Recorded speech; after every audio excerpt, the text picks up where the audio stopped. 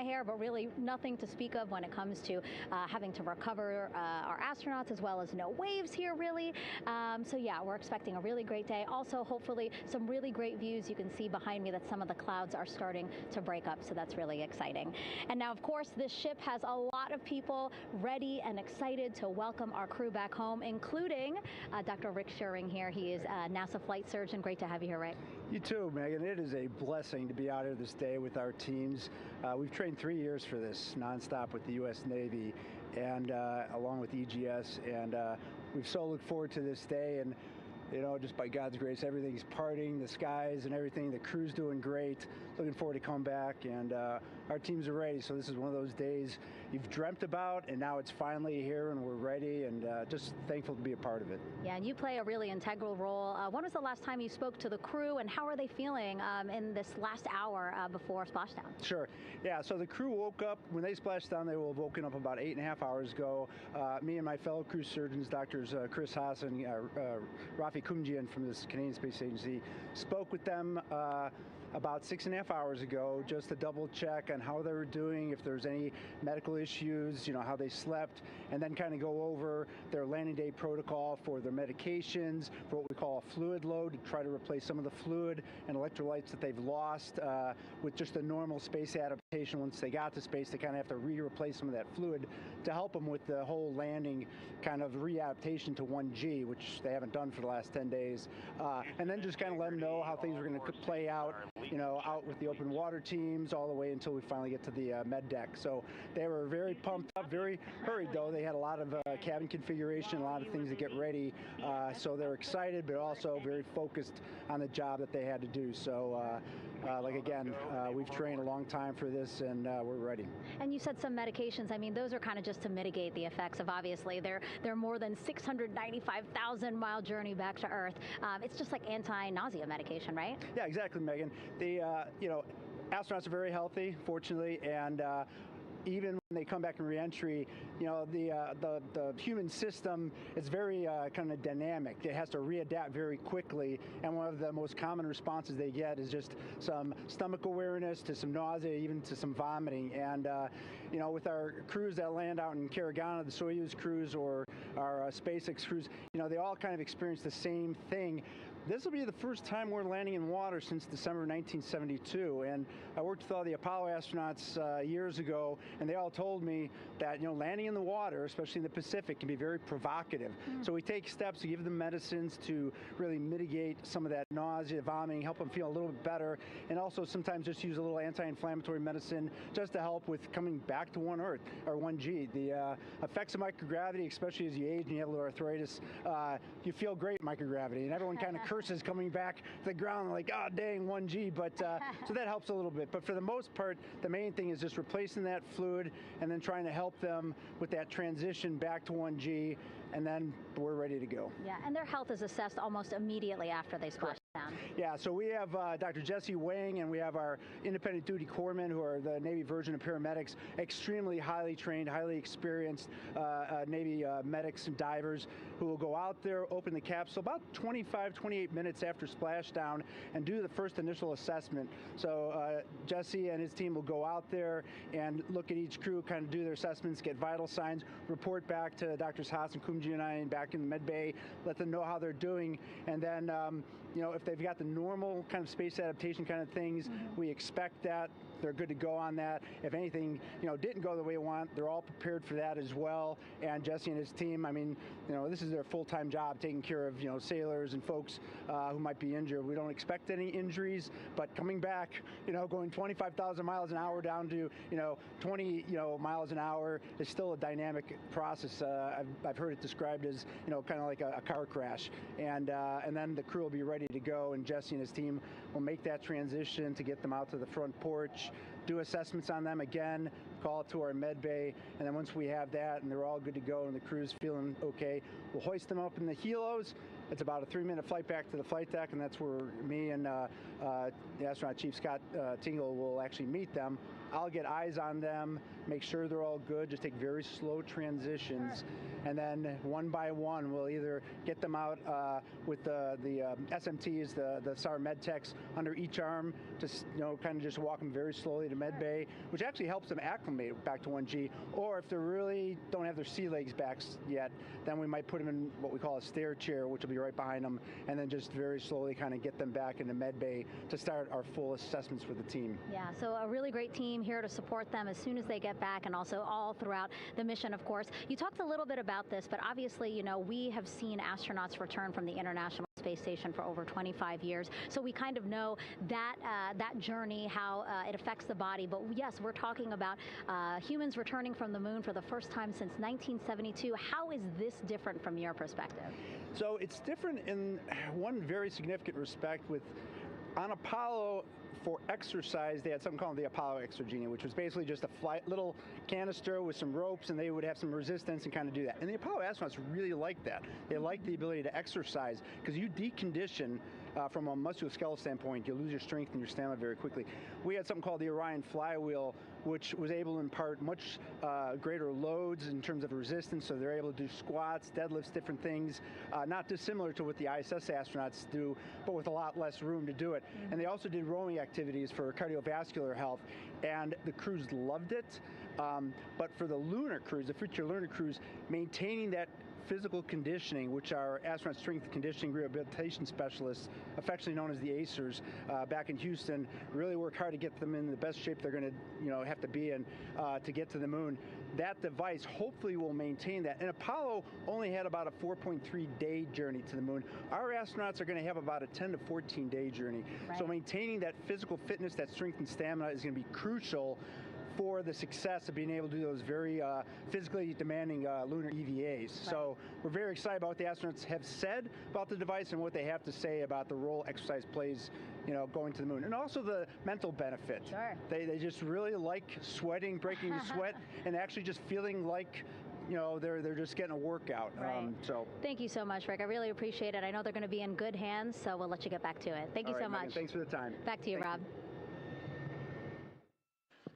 Okay, Megan, back here in Mission Control in Houston. Everything is moving along in order. This view of Reed Wiseman on the left, Victor Glover on the right. We have good suit leak checks. Everything aboard integrity is in excellent shape. The vehicle, with the Earth growing larger and larger in the field of view, we're now just about 8,200 nautical miles away from Earth and closing in for a splashdown just 1 hour and 5 minutes from now.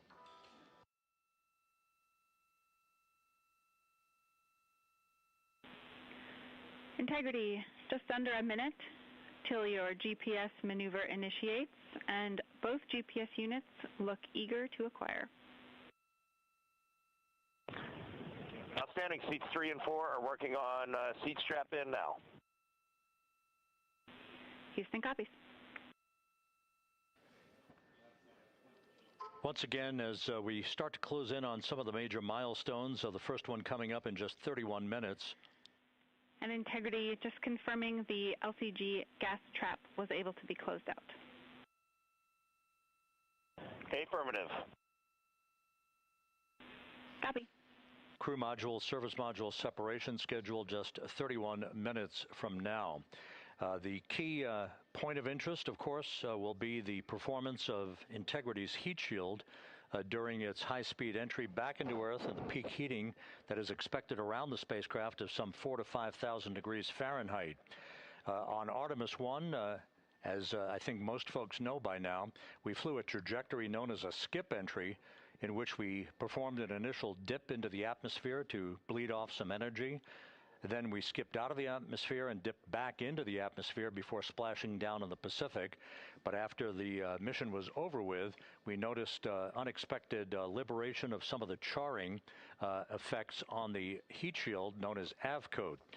Before the flight, we had an opportunity to sit down and talk with Entry Flight Director Rick Henfling to get a perspective on what this all means and how the mission was redesigned to try to protect Integrity's heat shield to a higher extent. Let's take a look at that interview.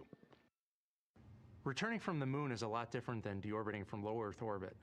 When we return from the moon, we expect to achieve velocities upwards of 36,000 feet per second. And in order to slow down to a nice, graceful splashdown in the Pacific Ocean, the flight crew is going to experience between 3 and 4 times the force of Earth's gravity. On Artemis 1, pressure buildup inside the char layer of the heat shield resulted in the char losses we saw. NASA established a Tiger team whose job was to investigate the cause of the problem and then make recommendations on how to fly the Artemis 2 mission safely and successfully. And so for Artemis 2, we are going to fly a profile that ensures the spacecraft will not see that same type of pressure profile. And so the char losses seen on Artemis 2 will not be like the ones that we saw on Artemis 1. Rick Henfling indicated that the orientation of the spacecraft and the shortening of the distance of transit to the splashdown zone from the point of entry interface when we reach the top of the Earth's atmosphere, which will be coming up at 6:53 and 30 seconds p.m. Central Time, should do the trick in minimizing the deleterious forces against that heat shield that were noticed on the Artemis 1 mission. We think we see a beautiful sunrise over the west coast of Australia.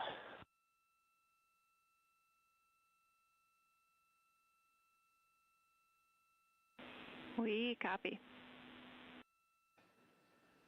Commander Reed Wiseman reveling in his final hour in space on this mission as Integrity is passing over the southwest coast of Australia now at an altitude of some 7,600 nautical miles.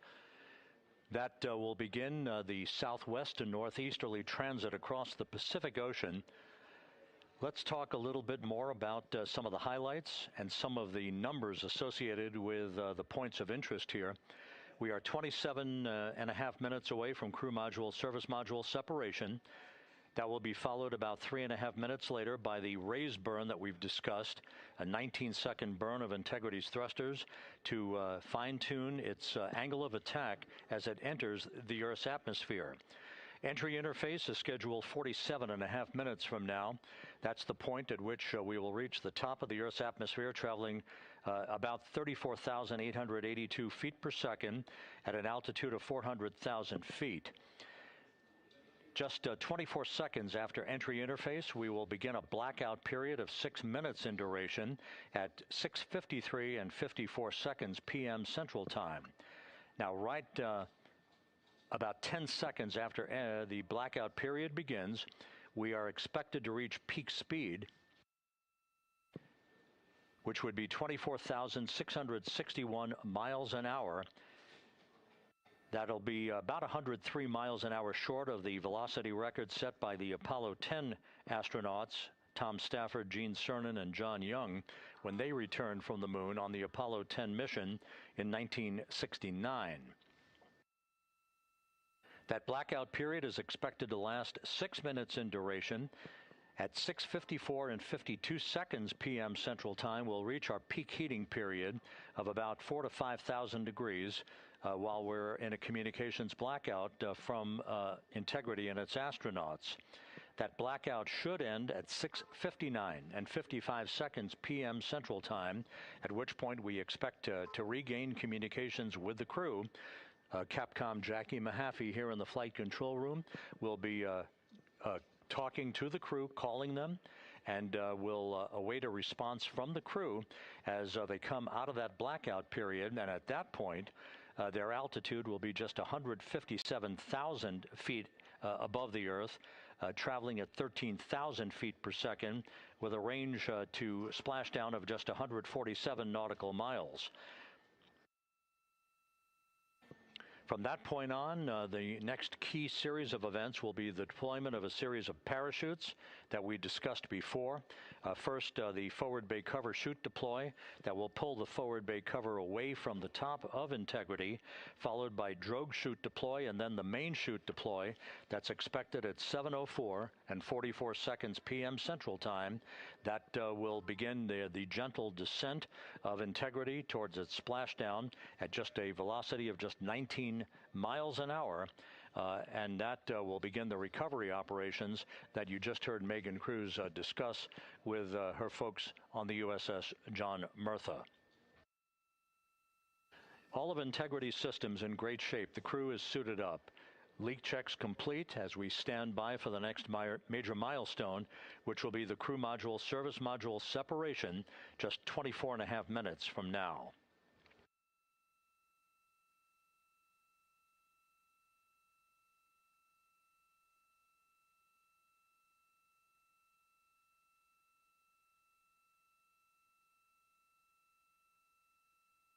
All of the activities from the start of entry interface to the point of splashdown will be quite rapid fire, just 13.5 minutes from the point at which we begin descent into the Earth's atmosphere till splashdown.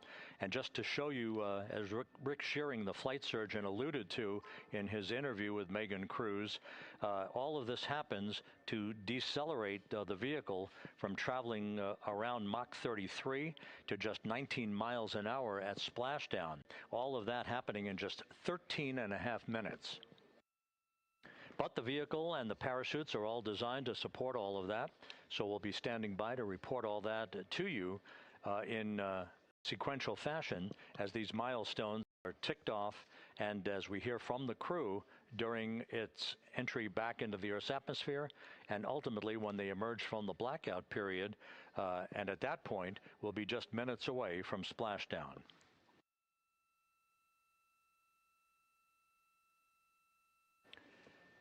So with all of those preparations ongoing, we can return here briefly for another report from the USS John P. Murtha and Megan Cruz. Megan?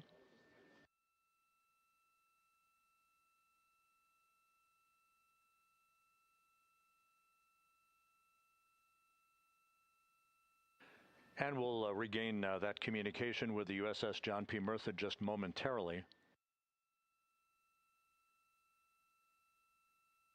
In the meantime, everything is on track aboard Integrity, the flight control team here in Houston, led by Entry Flight Director Rick Henfling. The voice you will hear talking to the crew is that of Jackie Mahaffey. She will be reporting everything to the crew and receiving their reports as they enter the Earth's atmosphere for their 13.5-minute plunge back into the atmosphere for splashdown off the coast of San Diego.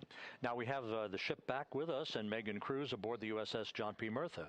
Megan? 11 balloon, right?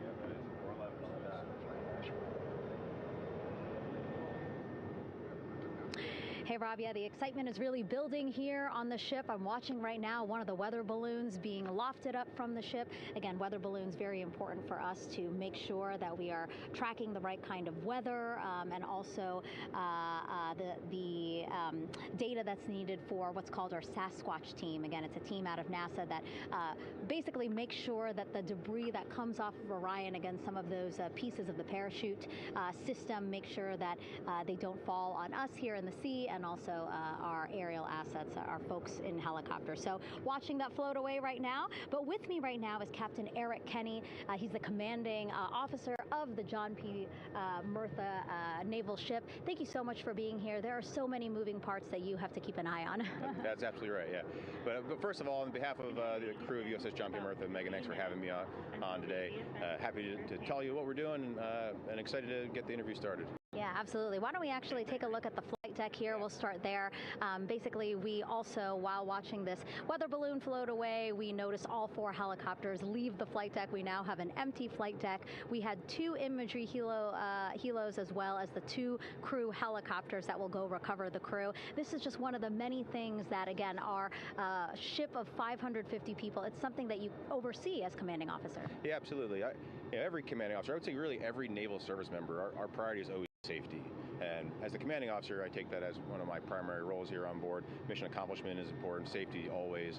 So my day really has, I would say my message to the crew has sort of changed over the past 24 hours. As we're leading up to today, we've been building up the excitement and motivating the team for the training that we've executed But really over the past 24 hours, now I'm trying to get us to slow down a little bit.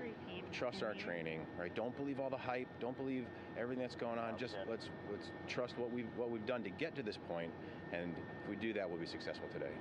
And also part of the big success is obviously the coordination between NASA and the U.S. military. How does it feel being able to support the human space program we have? Yeah, I mean, since 1959 with Mercury, Gemini, Apollo, the history between NASA and the Navy has been in lockstep. But like any other skill, if you don't practice it regularly, that skill atrophies. So we've had a few decades off from that. But, over the past 4 or 5 years, really with this ship over the past year, we've constantly trained and working for this moment right here. Building up the hype, but to get to this point today, to be able to trust all the training we've done. We've worked with, working with NASA, the Air Force, the medical team, dive team.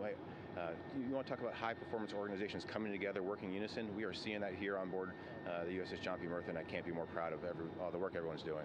Yeah, you had some great words this morning saying just that, again, that it's really nice to see everybody working together and so excited. I mean, you just became the commanding officer of this ship back in February. How does it personally feel for you to be a part of this historic moment today? Yeah, I mean, first and foremost, I'd say any opportunity to command any warship in the United States Navy is a tremendous honor, is a pinnacle of any naval officer's career.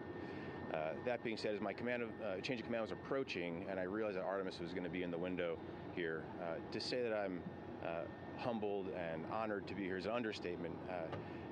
What really just excites me is the opportunity to see this crew, who has been training so hard over the past year plus, come together. It is what inspires me. Listening to NASA and the ownership and pride they take, they make my crew better. I think we're making NASA better together. That synergy is something that I'm happy to see and hopefully take forward with me in my career. Yeah, it's all about partnerships. We couldn't do it without you, and we couldn't have gotten to the moon without our international partners as well. So thank you so much, Captain. It was really great to have you here today. Thanks, Megan. Awesome. All right, Rob, back to you. Thank you, Megan. Back here in Mission Control in Houston. We just had a quick view of the crew. We'll get that view back, and there they are again. Here in Mission Control, the entry team of flight controllers led by Rick Henfling and Jackie Mahaffey serving as the spacecraft communicator. We have just handed over communications links from the Deep Space Network that we communicated with the crew through from the time of the translunar injection burn back on April 2nd. We've just handed back to the Tracking and Data Relay satellite system as we prepare for the crew module service module separation that will take place just 17 minutes from now. With the Earth looming in front of Integrity as it barrels back for a splashdown of the Pacific just 50 minutes from now, we're just 5,700 nautical miles from splashdown. Just one other quick note about the comparison from the Artemis 1 entry profile to the Artemis 2 entry profile and how that is serving as an extra layer of protection for Integrity's heat shield. The Artemis 1 entry had an entry range of some 3,178 nautical miles, a very long downtrack and a very longer period of exposure to heat loads than we're experiencing tonight. It also had that skip entry profile that we discussed earlier, dipping into the Earth's atmosphere, then back out, then back in. It was about 20 minutes of exposure. Integrity, Houston, comm check on TERRA. Jackie, we have it loud and clear on TERRA. We have you the same. And there's one of the weather balloons being deployed from the USS John P. Murtha.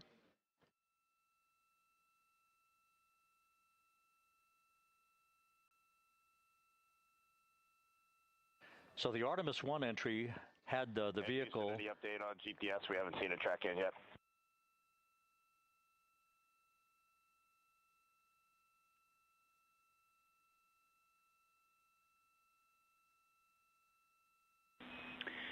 Reed, we are watching. We are starting to get into the window where they may start acquiring, so should be within the next 10 minutes. Okay, sounds good. We're holding at step 17 and getting ready for CMRCS hot fire.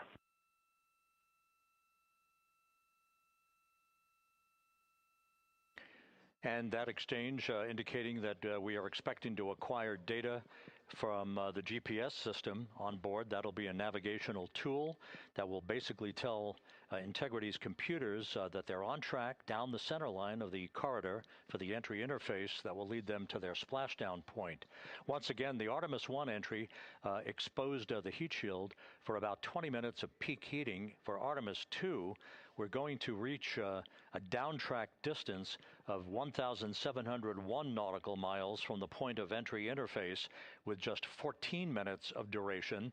And it's basically a different angle of attack, a little bit steeper angle of attack that will protect the heat shield from excessive heat loads. So that is the difference between Artemis 1 and Artemis 2, all designed into this mission to gather data, to protect the heat shield, since the Artemis 3 mission and beyond will have a different designed heat shield that will allow that skip entry type of profile to be resumed for all of the future missions coming back from the south pole of the moon when we initiate lunar landings.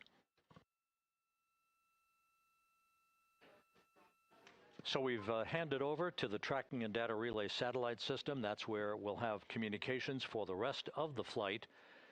Just to give you some time hacks here, we're 13.5 minutes away from crew module, service module separation, and just 17 minutes away from the raise burn, that 19-second firing of the thrusters that will basically be the final fine-tuning of the angle of attack for Integrity as it enters the Earth's atmosphere.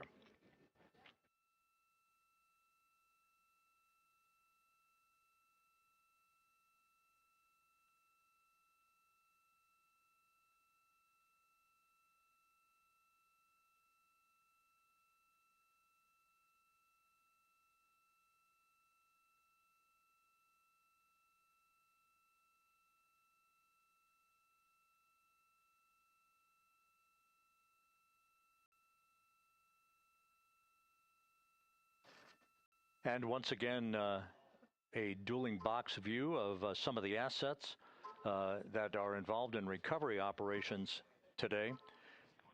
The Integrity, cabin configured, all crew suited and seated.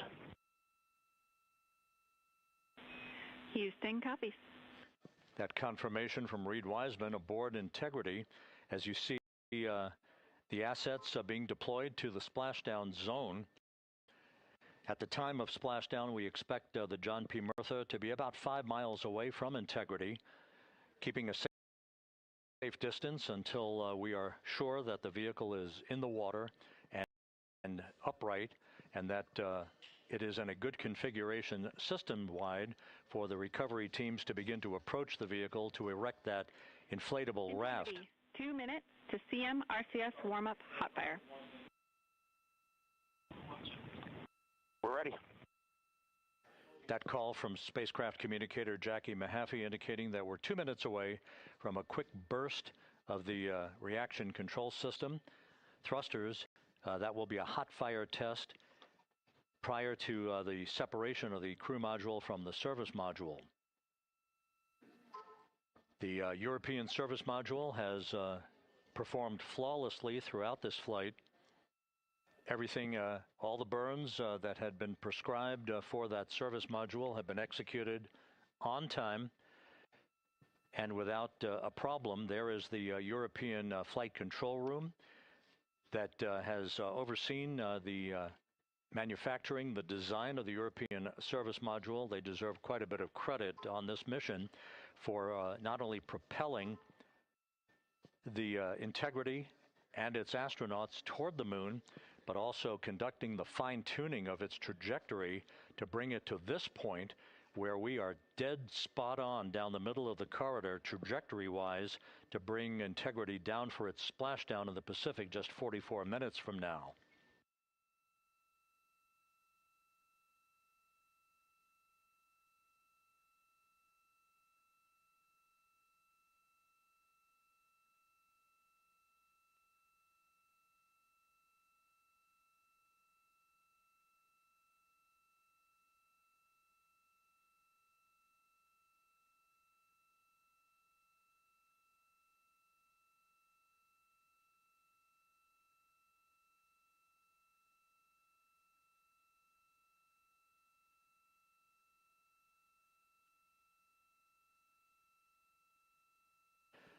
What you're looking at is a computer-generated visualization based on real-time telemetry from Integrity. Currently traveling about 16,000 miles an hour.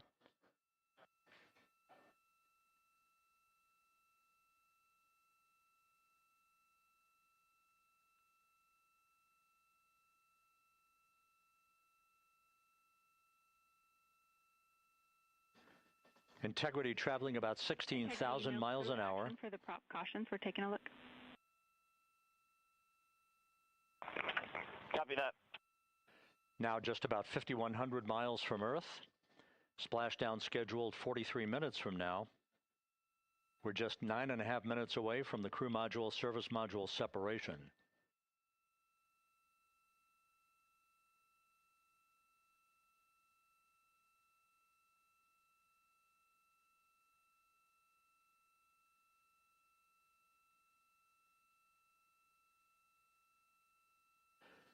We are confirming. Integrity, we are assessing details, but so far looks like a good hot fire. Looks good on board, Jackie. Thank you. And Jackie Mahaffey took the words out of my mouth. I was just about to say that we had a good hot fire test of the thrusters in advance of the crew module service module separation that's coming up just 8.5 minutes from now. This will begin the period in which we will have rapid-fire succession of critical activities on board that will lead to entry interface just 28 minutes from now, where the vehicle will enter the Earth's atmosphere at an altitude of 400,000 feet. The time of entry interface, 6:53 and 30 seconds p.m. Central Time.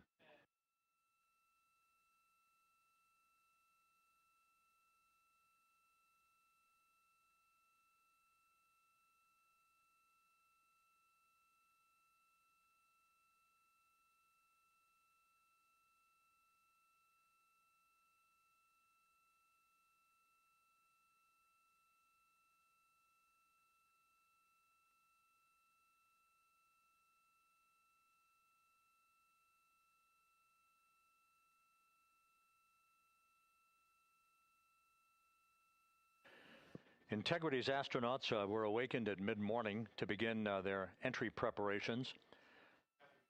And propulsion officer now reports a good hot fire test in preparation for the crew module service module separation.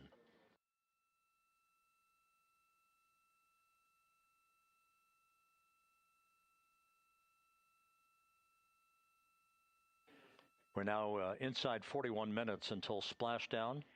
Integrity Houston, we have confirmed a good CMRCS hot fire, and although we are not seeing GPS acquired yet, you can skip the troubleshooting steps in 157 for now. Integrity copies.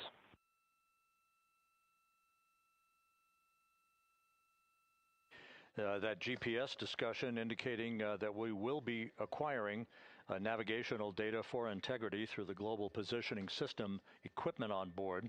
We just don't have it yet, but we will. All of Integrity's systems are in great shape to support its high-speed entry into the Earth's atmosphere. It, once again, will reach a peak speed of 24,661.21 miles an hour. You're calling GPS. We at least have GPS 1 looking good on board.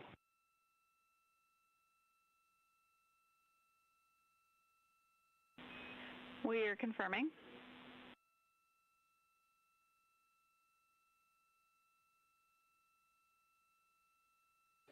The guidance, navigation, and control officer here in Mission Control confirming that we have good lock on GPS data. We are on a communications link now through the tracking and data relay satellite system. Now, following splashdown, we're going to lose that link and go to what's called a VLDR, a very low data rate communications link, so that we can talk to the crew inside Integrity as they are on the water. Integrity, confirm we do see good GPS. We do too, especially GPS 1 is accepting in nav channels 1 and 3. That GPS data is basically telling Integrity's onboard computers its position relative to the Earth, but its trajectory and its orientation according to flight dynamics, and the guidance, navigation, and control officer is spot on. We have now armed the pyros for the crew module service module separation coming up less than 5 minutes from now.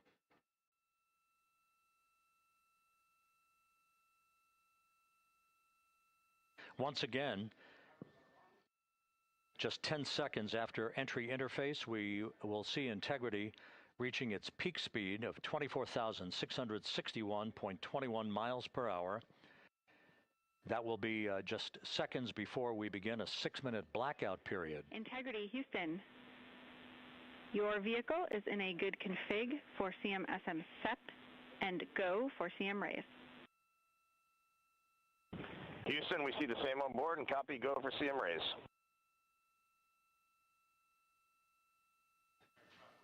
That CM raise referred to as the slight firing of 19 seconds by Integrity's thrusters with a change in velocity of 9.9 feet per second, a slight nudge of the aft end of the vehicle so that it's tilted a bit upward, providing the final angle of attack as the vehicle enters the Earth's atmosphere.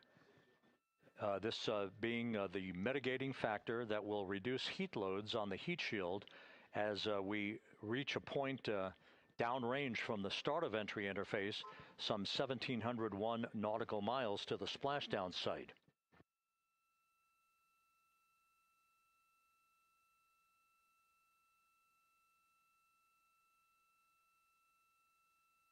Integrity systems in excellent shape.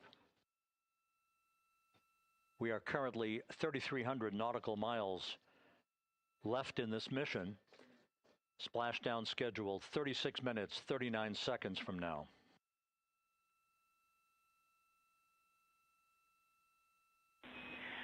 Integrity, Houston. For the 2 enabled prop cautions, what happened is while the thrusters were firing, multiple pressure sensors on each of the strings diverged a bit from each other. Those limits look to be set pretty tight. We think it could happen again when the thrusters fire in the future, so we are going to suppress those messages. We concur with suppress, not inhibit. Thank you. That exchange between Jackie Mahaffey, our Capcom for tonight, and Reed Wiseman aboard Integrity, indicating basically to ignore sensor data. All of Integrity's systems are in good shape.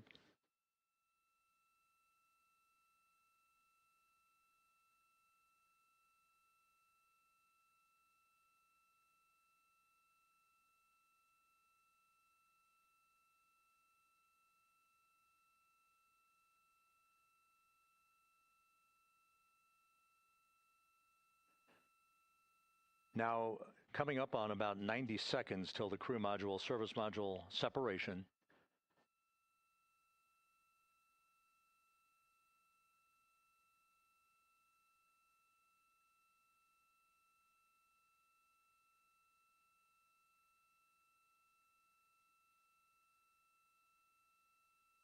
All quiet here in Mission Control as we enter the most critical phase of the completion of this flight. All of the preparatory activities leading up to the vehicle entering the Earth's atmosphere just 21 minutes from now.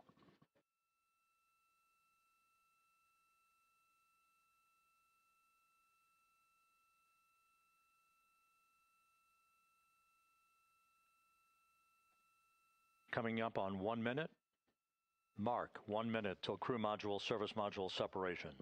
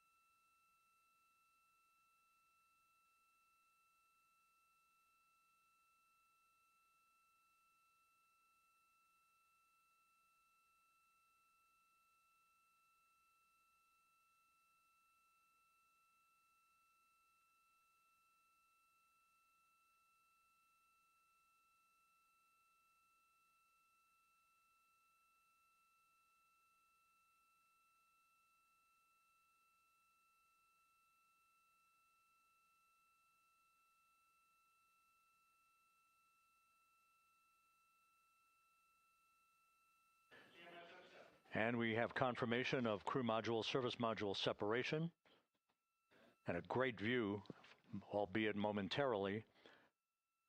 Houston, good step on board. Houston copies and concurs. The European service module now separated from Integrity, a job well done. Integrity, no action for the 4 CDH cautions. Those are SM related, not applicable. Integrity.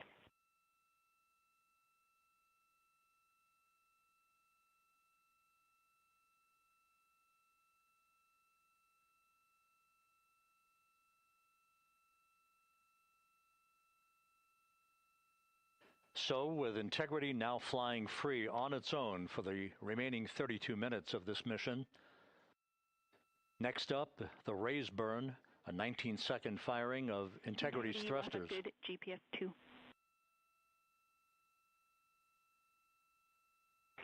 Integrity copies, good GPS 2. Coming up on the 2-minute mark until the raise burn. Again, this is the final tweaking of the orientation of Integrity to put it in the right angle, if you will, the angle of attack that it will fly in during its entrance into the Earth's atmosphere. Entry interface now just 18 minutes, 25 seconds away. This is a visualization, but driven by real-time telemetry. This is the maneuvering of Integrity to the raise burn orientation. Just 2,800 miles from Earth.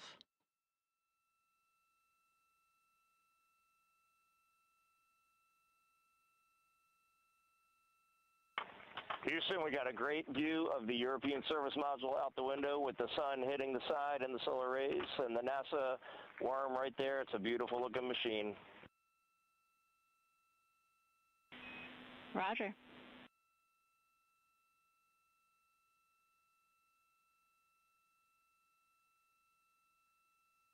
And we have completed the maneuver to the raise burn orientation, 1 minute away from the raise burn.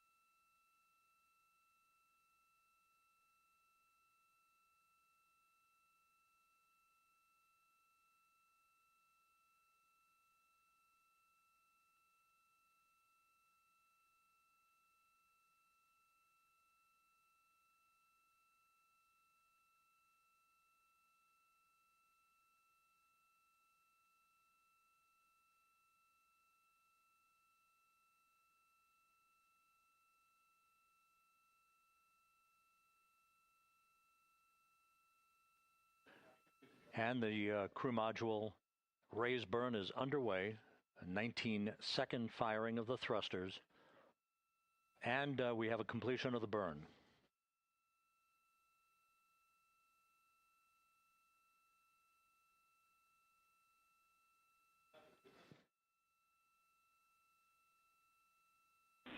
Integrity, good. CM raise burn. Your flight path angle is within limits.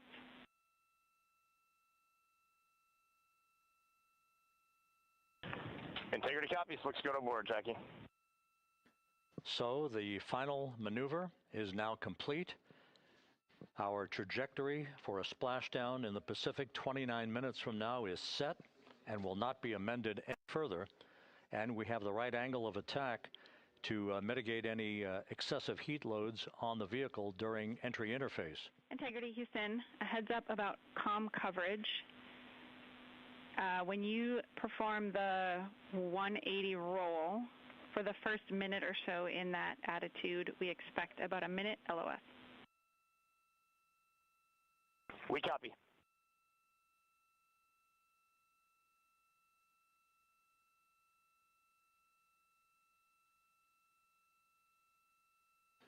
So for those who are watching, The series of events coming up, we will enter the first traces of Earth's atmosphere 14 minutes, 45 seconds from now. 6:53 and 30 seconds is what is pegged for entry interface at an altitude of 400,000 feet, traveling at approximately 34,800 feet per second, range to touchdown or splashdown 1,701 nautical miles. 24 seconds after entry interface, we will enter a 6-minute blackout period in which we will lose communications with the crew. This is expected due to the buildup of plasma around the vehicle. That's an ionization effect due to the collision, if you will, of the velocity of the spacecraft with the friction of the Earth's atmosphere. That 6-minute blackout is expected to begin at 6:53 and 54 seconds p.m. Central Time. During that period of time, we will reach our peak speed of 24,661 miles per hour. That comes just short, based on unofficial data from the flight dynamics officer right now, will come just short of the velocity record set by Apollo 10 of 24,791 miles per hour in 1969. We expect peak heating on the vehicle at 6:54 and 52 seconds p.m. Central Time, a minute and 22 seconds into entry interface. At that point, we will be just 204,000 feet above the Earth, traveling at 33,000 feet per second. The blackout period is expected to last 6 minutes. We expect that blackout period to end at 6:59 and 55 seconds p.m. Central Time. From the end of the blackout period until splashdown, it is just 7 minutes, at which point we'll start deploying the series of parachutes to slow integrity down to an ultimate splashdown velocity of just 19 miles an hour. We see the same, waiting for the 180 rolls.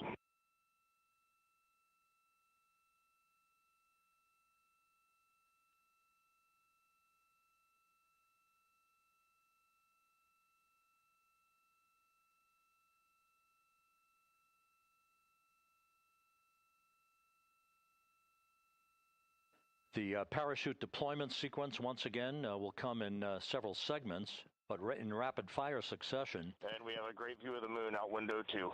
Looks a little smaller than yesterday. Guess we'll have to go back.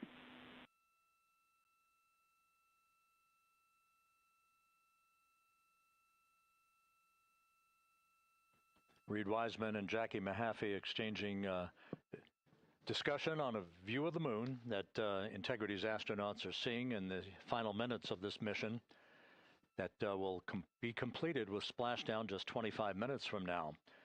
3 forward bay cover parachutes will be used to pull the forward bay cover off the top of the vehicle. Then 2 drogue parachutes will be deployed to slow and stabilize the crew module during its descent, followed by 3 pilot parachutes that will lift and deploy the main parachutes from the forward bay. The final sequence will have 3 main parachutes deployed. These will be 116 feet in diameter, each main parachute approximately 265 feet long when reefed. The parachutes will ultimately slow Integrity down from its peak speed of almost 33 times the speed of sound to a gentle 19 miles an hour at splashdown.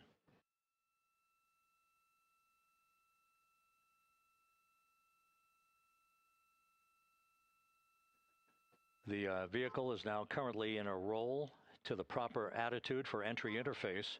Our trajectory is right on according to flight dynamics.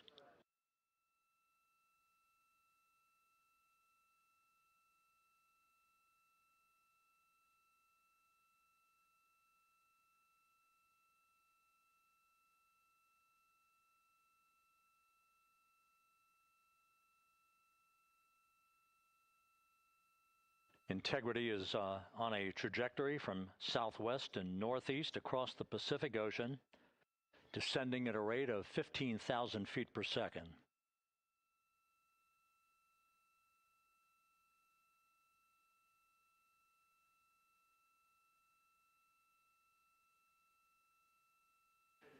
Range to touchdown 4,300 nautical miles, all the systems in excellent shape.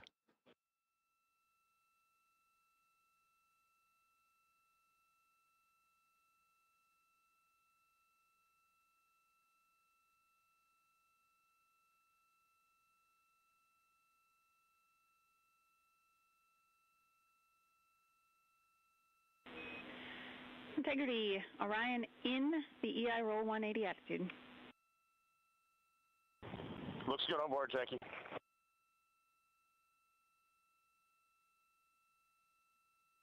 This view out of one of Integrity's windows. We had a call for 3 good baros. Those are barometric pressure sensors that feed altitude and rate of descent information to Integrity's computers that will trigger the parachute deployment sequence.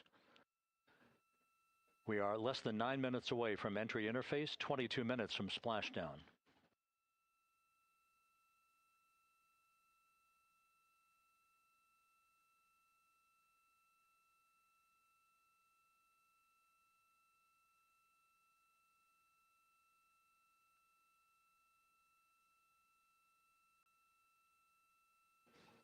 You can see the reflection of one of the crew members in the window.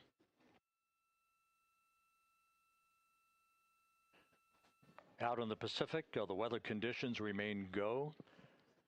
Just a few clouds, some scattered clouds, winds at 10 knots, wave heights just about 4 feet.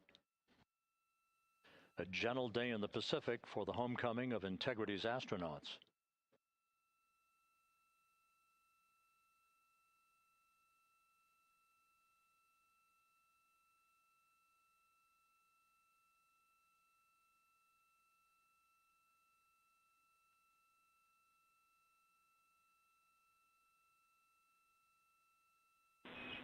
Integrity back in EI attitude.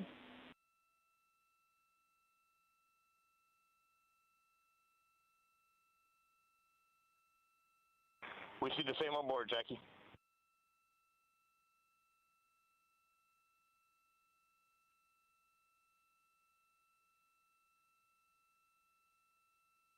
Houston, purge is complete. Crew and vehicle are configured for entry. Houston copies. And we're in step 37, transferring nav state to BFS.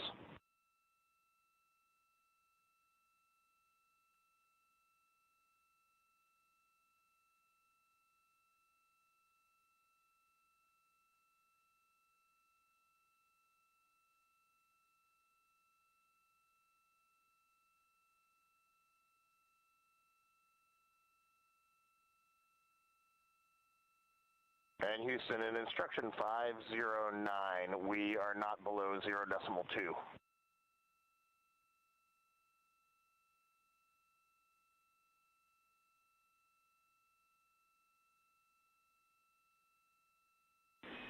Integrity, no action required. Integrity.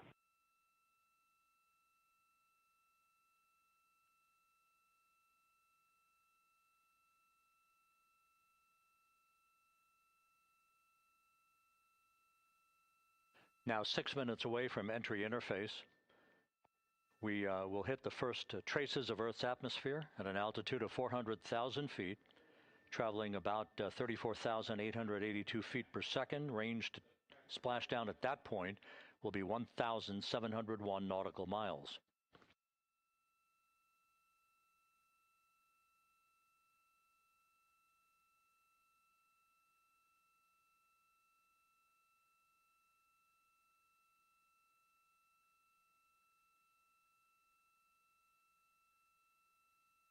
And once again, just a reminder, some 24 seconds after entry interface, we do expect to lose communications with the vehicle and the crew during a 6-minute blackout period when a plasma shield will build up around the spacecraft due to the ionization, due to heating effects.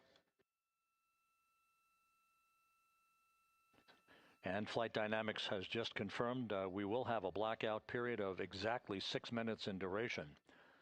And once again, that's due to the fact that a plasma buildup around the vehicle will prevent communications and data, so we will not be able to talk to the crew members at that time, nor will we receive data here in the flight control room. Houston, everything is looking good on board. Just confirm no pre-EI downloads. Houston concurs. That blackout period to begin at 6:53 and 54 seconds p.m. Central Time, and again will last about 6 minutes in duration.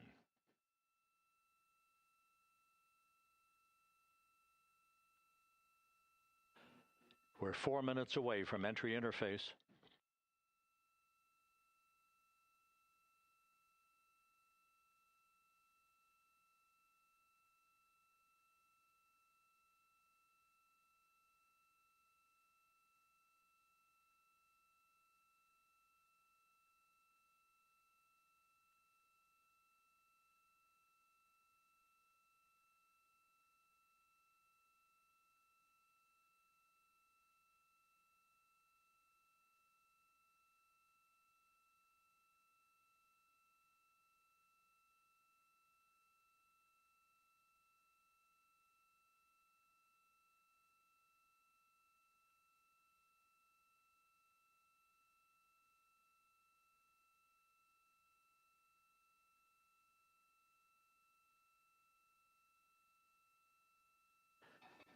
This view from Integrity as it crosses from southwest to northeast across the Pacific Ocean, 3 minutes from entry interface.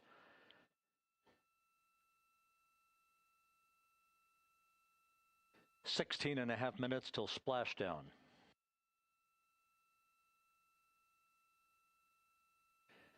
The USS John P. Murtha and the recovery team is on station and in position, as are the airborne imagery assets that we hope to receive imagery from as Artemis enters the Earth's atmosphere and through parachute deployment.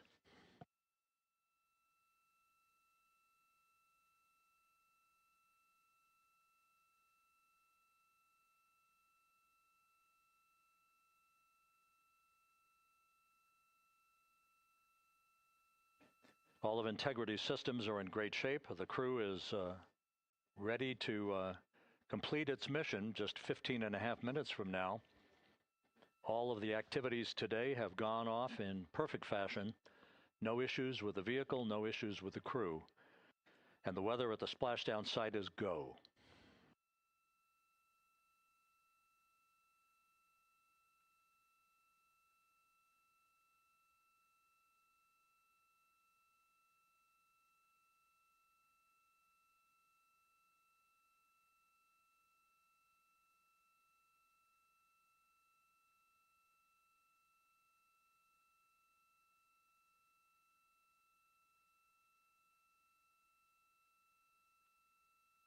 Coming up on 1 minute until entry interface.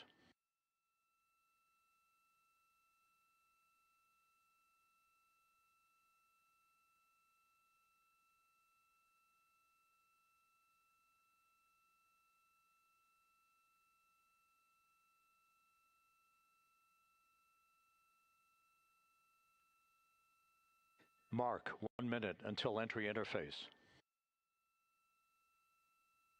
1 minute, 20 seconds until the expected start of our 6-minute blackout. Integrity, 1 minute to a 6-minute blackout.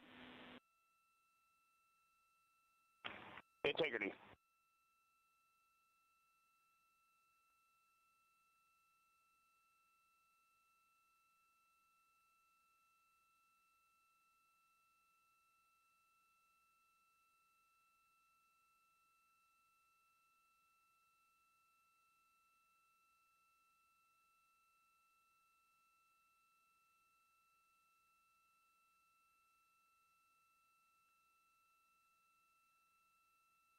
Ten seconds till entry interface.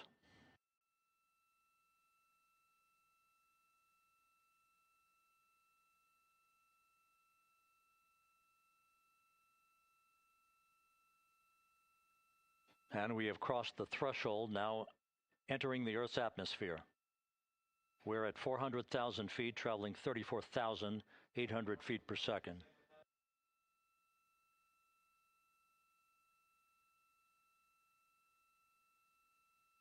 Time to splashdown, 13 minutes, 10 seconds.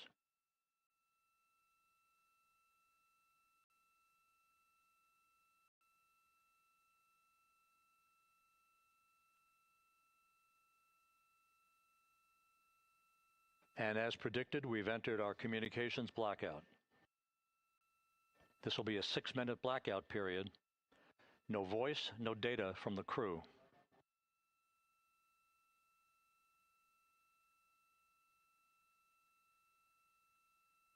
We're 30 seconds away from the anticipated point of peak heating on the vehicle, where temperatures will rise to about 4,000 to 5,000 degrees Fahrenheit. This is the true test of our trajectory.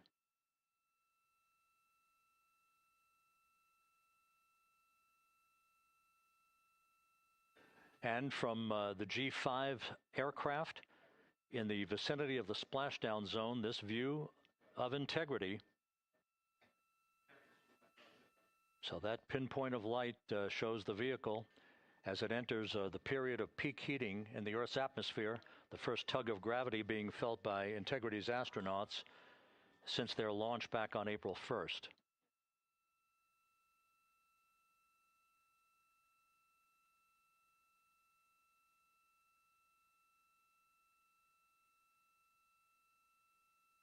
Four and a half minutes until the end of the blackout period.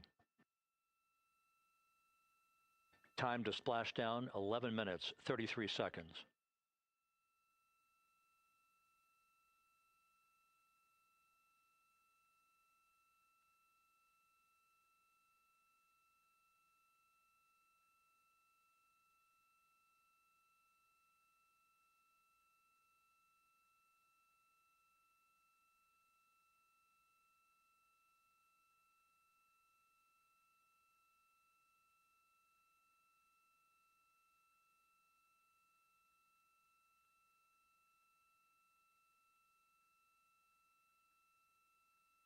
The landing and support officer reports that the P-3 has acquisition on Integrity.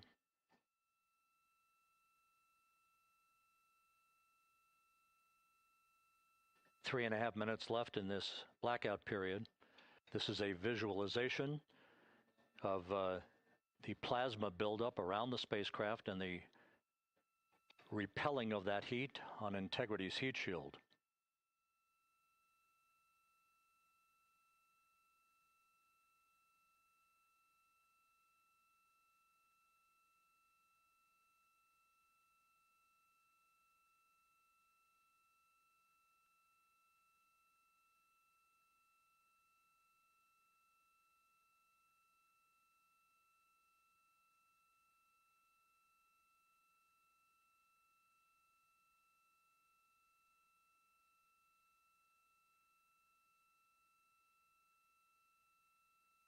Flight Dynamics reports that airborne assets in the vicinity of the splashdown zone do have a visual on Integrity. Still 2 minutes and 40 seconds left in our blackout period. Time to splashdown, 9 minutes, 35 seconds.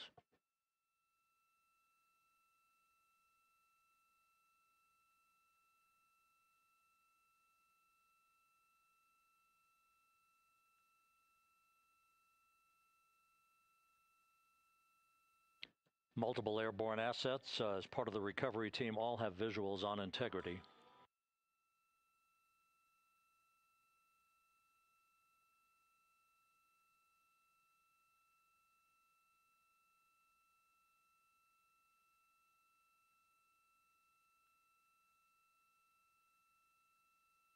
And the WB-57 flying in the splashdown zone also has a visual.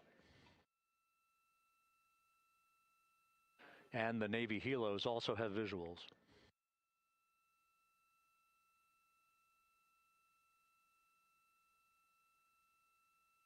We're still in the blackout period. Still do not have communications from the crew.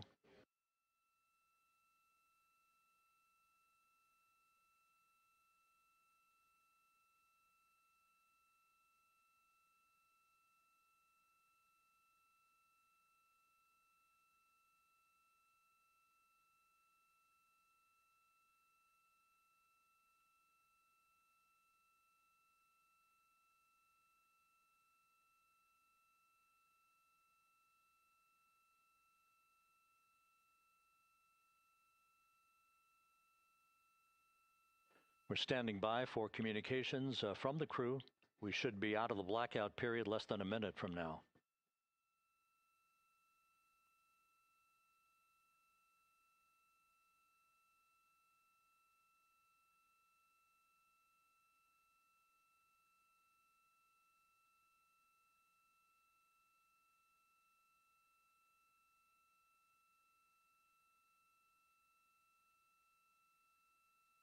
We are now processing data from integrity.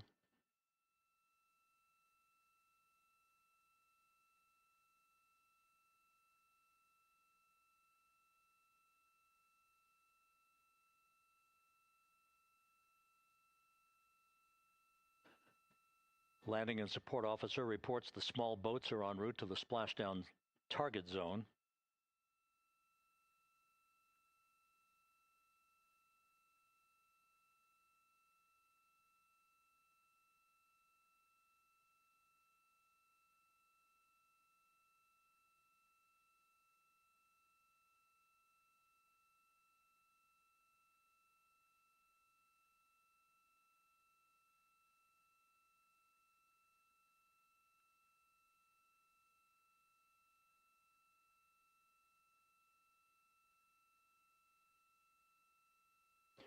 Passing through 150,000 feet, our trajectory is perfect. We're getting intermittent views of integrity. Still waiting to establish voice communication.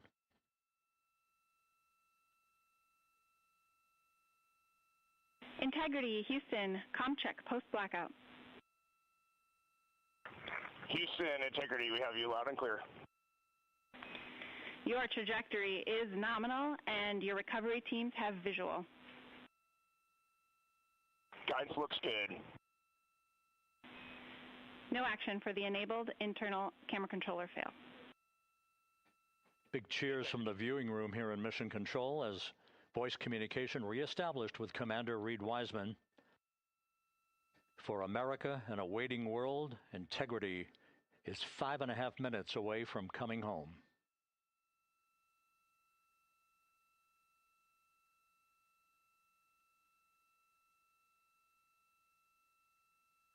Passing 100,000 feet now. Range to splash down 19 nautical miles.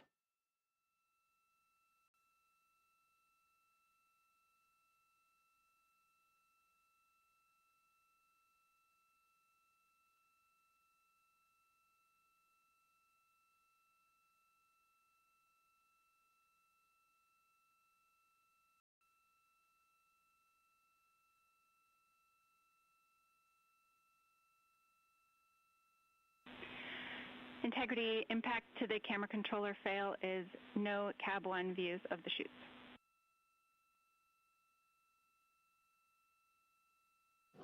Integrity. We're processing good data through the GPS system. A good view of Integrity, time to splash down 4.5 minutes.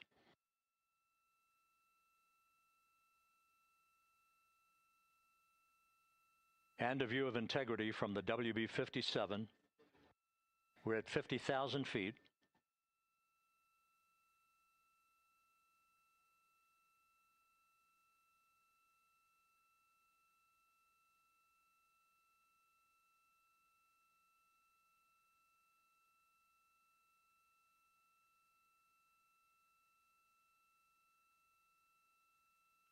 The pyros are armed for forward bay cover jettison.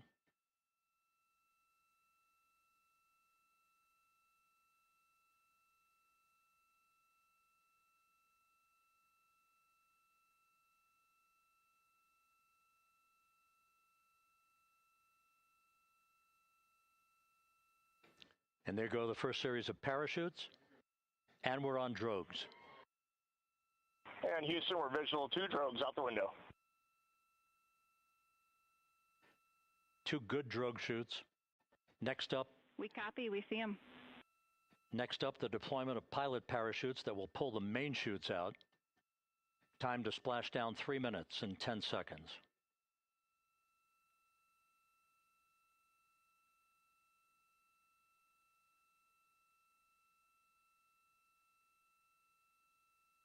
Perfect descent rate according to flight dynamics. Good rates on 2 drogues. We see the same on board.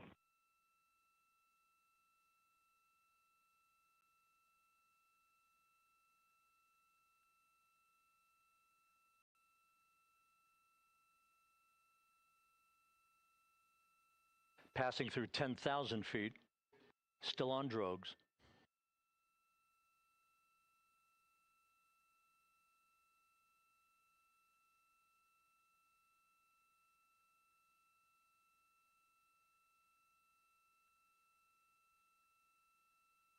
Main chute deploy.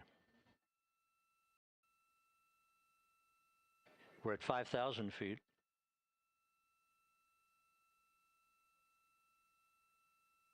Search and recovery beacon has been activated on integrity. And we have 3 good main chutes. Good 3 main chutes, good reefing, good descent rate. Good rates, and we see 3 good-looking parachutes.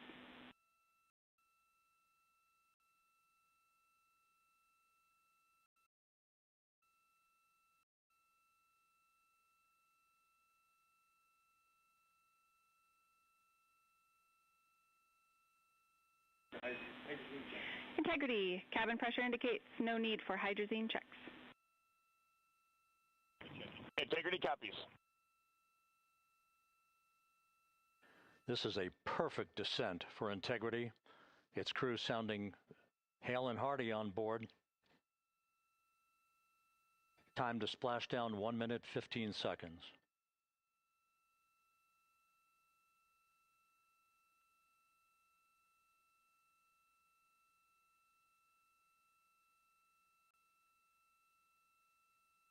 Integrity about to complete a journey spanning 694,481 miles from its launch from the Kennedy Space Center back on April 1st, and a trip around the moon.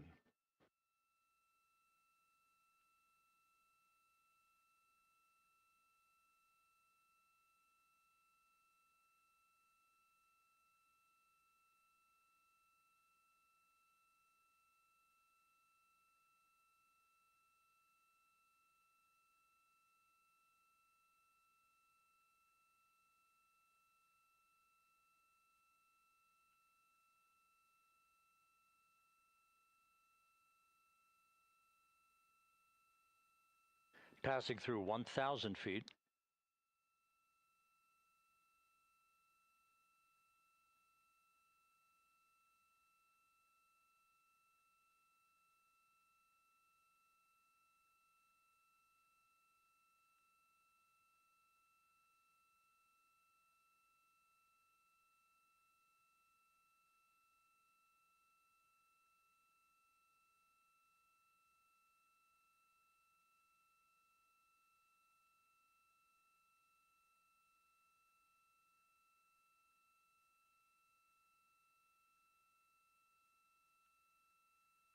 Houston Integrity, splashdown, sending post-landing command now.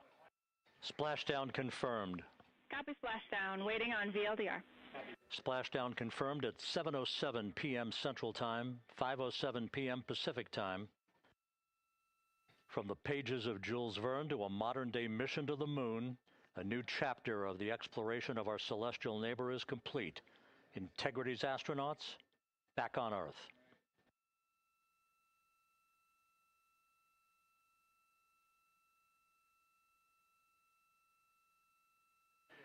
And the landing and support officer reports the vehicle is stable 1. We still will be deploying the crew module uprighting system to maintain that orientation.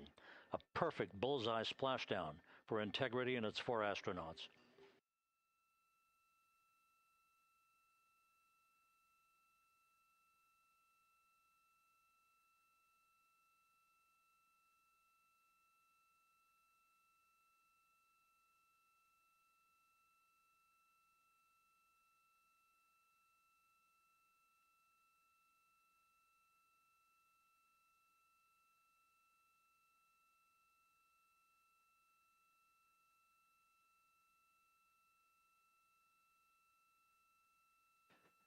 The unofficial splashdown time 7:07 and 47 seconds p.m. Central Time. We'll get that refined for you. That would put the end of the mission at a mission elapsed time of 9 days, 1 hour, 31 minutes, 35 seconds.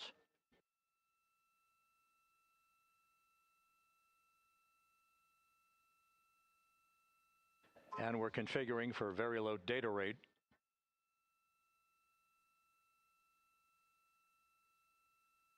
Once again, splashdown occurring in the Pacific, southwest of San Diego at 7:07 and 47 seconds p.m. Integrity Houston, comm check on VLDR.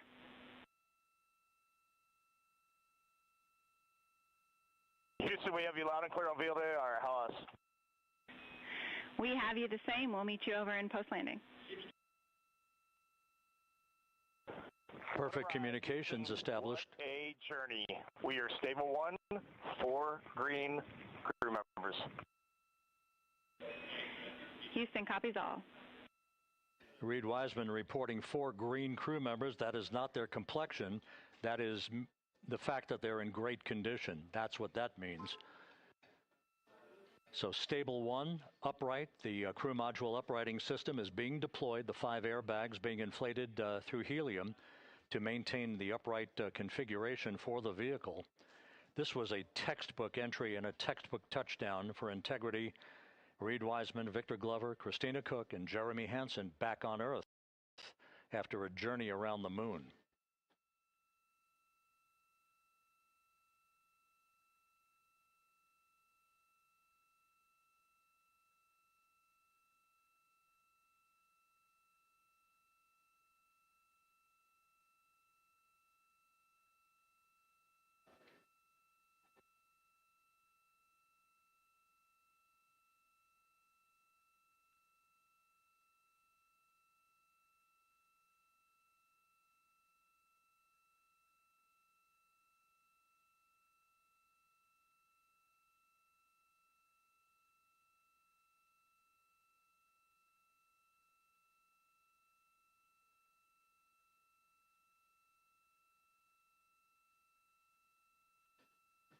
We continue to monitor the functioning of the CMOOS system. The airbags are being inflated to maintain a stable 1 or upright configuration. And there's a good view from one of the naval helicopters hovering overhead. Reed Wiseman reporting 4 green crew members, meaning they're all in excellent shape.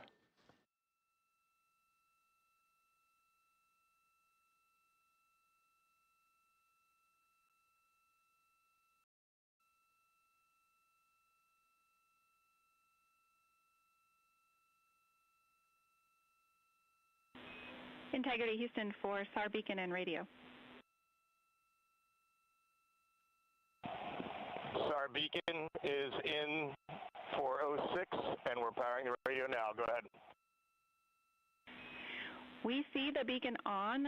However, the recovery team is not seeing the signal. Your SAR radio uses the same antenna, so you may run into trouble with the radio. Okay, copy. And we are also powering up the sat phone now.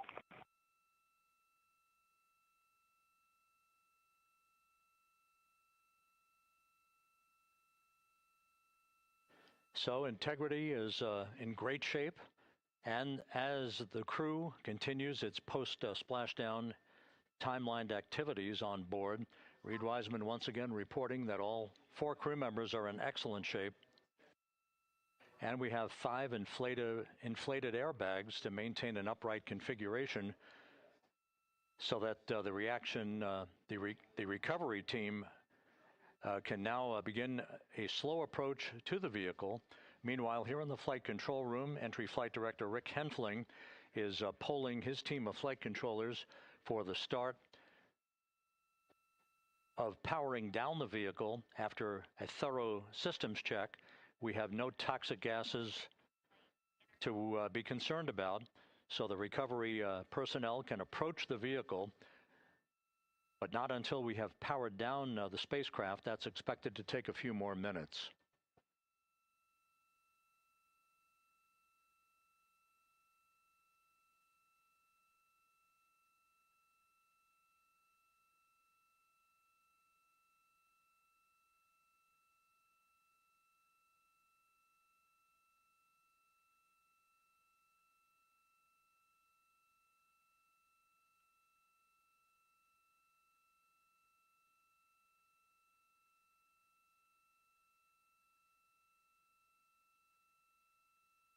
Integrity back on Earth following its historic flyby of the moon.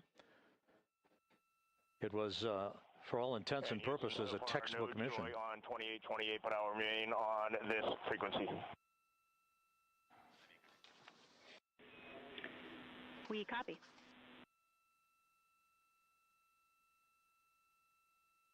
Reed Wiseman indicating some trouble with the SARSAT phone on board. But that's not an issue. What is more important is that the vehicle is solid.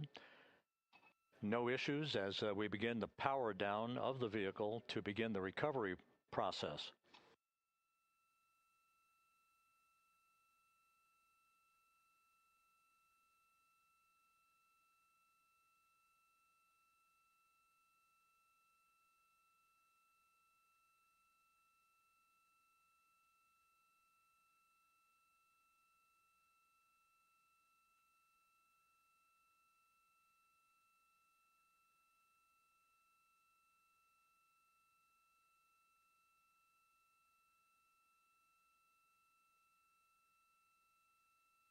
The propulsion officer here in Mission Control reports that we have safed the prop system on integrity. Can you say again? That was very weak and broken.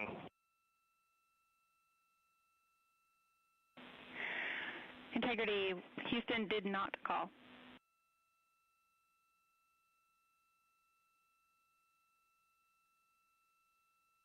Copy that, Houston. It might have been on the SAR radio. Stand by.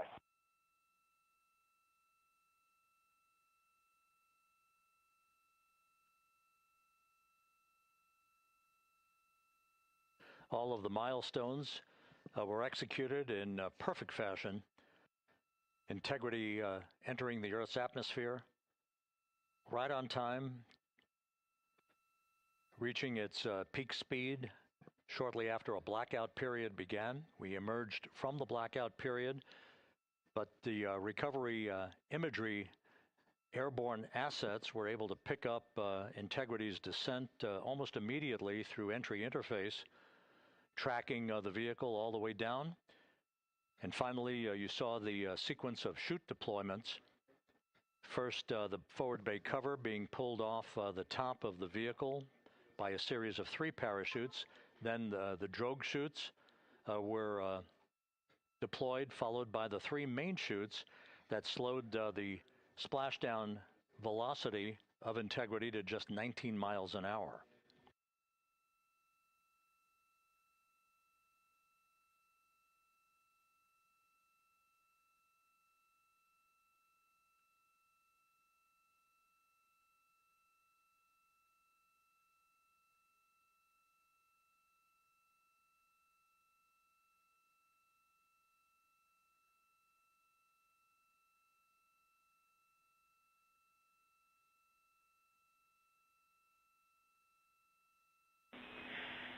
Integrity, Houston, with no joy on SAR and SAT phone, we'd like you to command an additional 15 minutes for a total of 30-minute power down delay.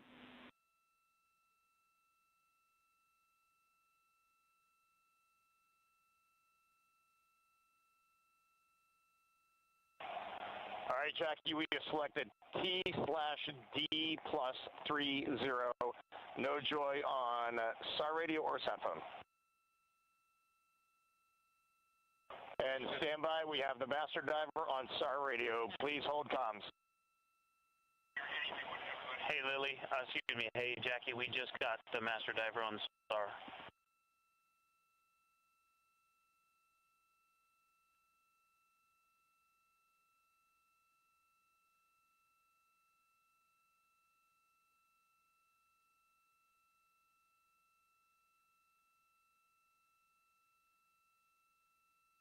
A good view of one of the fast boats. Integrity, Houston, if you are happy with your comm with master diver, you can go back to the 15-minute power down.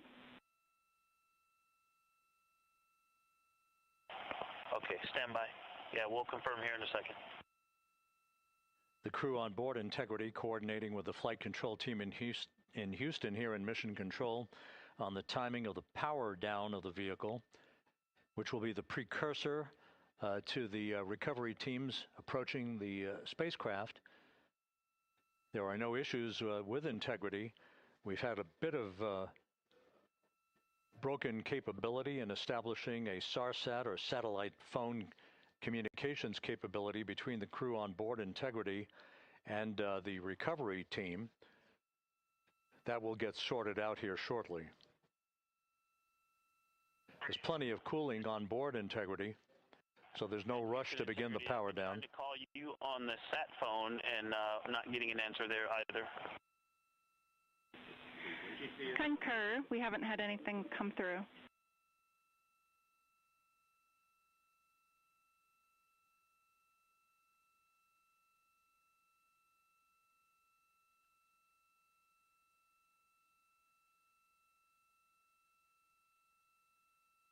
And Houston, if you could relay to recovery that we hear them, but it does not appear as though they are hearing us.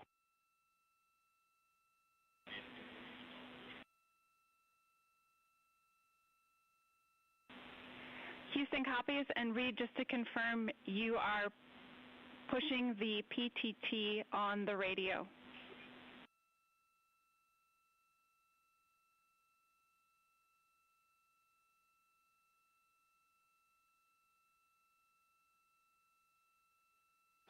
So as we continue to sort out the communications between Integrity and the recovery teams, we are standing by for the initiation of the power down procedures that, as you see, the recovery teams are moving towards the side of the capsule. The next major event will be the erection of that large inflatable raft called the front porch. That will be the port of call for the crew as they're being extracted one by one from the vehicle.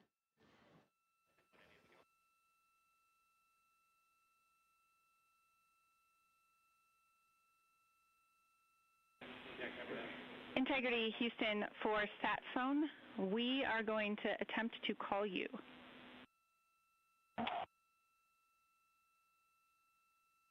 Good idea, standing by. And Jackie, yes, we are pushing the push to talk, the two buttons on the left side of the radio below the up-down arrows. We are utilizing them. I'm rebooting the radio to see if we get good comms.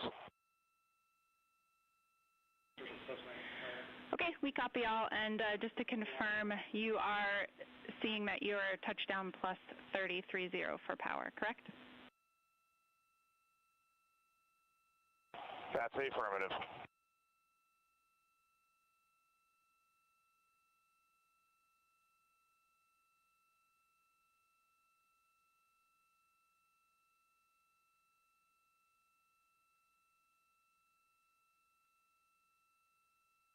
We are trying a backdoor approach to have Mission Control here call the crew on their satellite phone. This is all part of the coordination for the power down of the vehicle that will initiate the actual recovery operation. The first boats with the Navy divers on board are standing by, waiting to close in on Integrity to begin the process of erecting the large inflatable raft that's called the front porch that will be where the astronauts are extracted from so that they can have a few minutes to get their land legs back before they're hoisted aboard the Navy helicopters for the flight back to the deck of the USS John P. Murtha.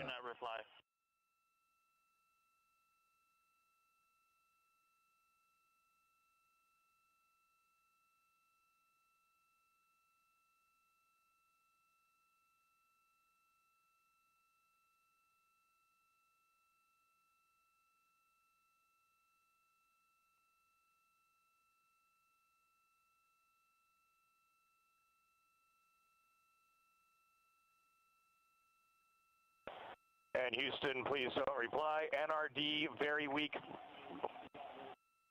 but readable. Master diver, we can hear, but they cannot hear us.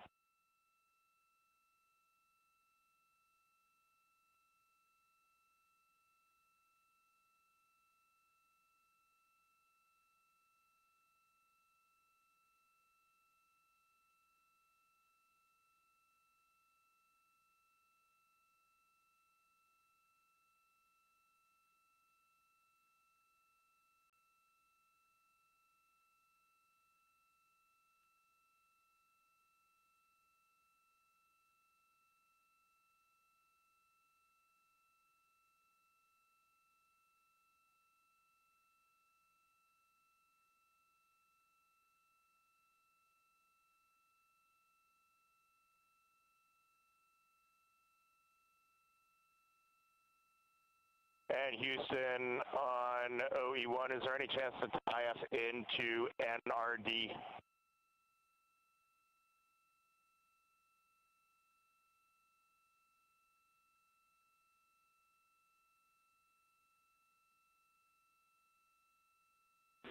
Checking.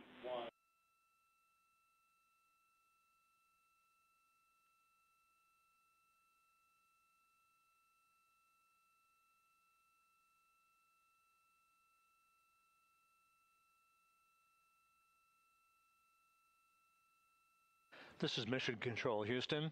While we stand by for the establishment of communications between Integrity and the recovery team that is basically standing by very close to the spacecraft, we're going to go to the deck of the USS John P. Murtha, where Megan Cruz is standing by with Administrator Jared Isaacman.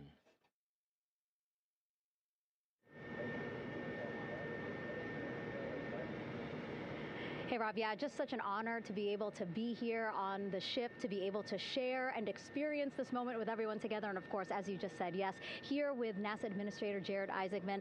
Administrator, how did you feel getting to witness this and seeing NASA at its best?